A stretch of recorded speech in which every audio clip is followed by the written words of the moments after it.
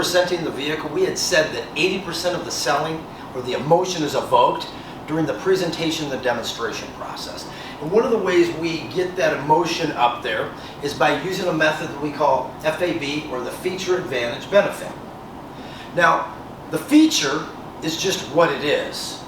The advantage is what it does, and the benefit would be why that customer cares or why it's important to that particular customer. So every feature advantage benefit, the features may be the same, the advantage may be the same, but the benefit will always change based on the customer. So if we're talking about, for instance, heated seats, the guest had told us that they work across town, quite a long drive, and they have to go in at 6 a.m.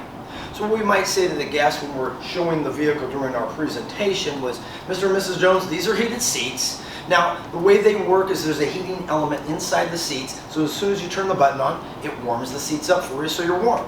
Now, the benefit or why it's important to you is you had told me earlier that you make long trips into Alcoa going across town at 6 in the morning. So won't this be nice to have these heated seats to keep you warm on those cold mornings when you're driving across town?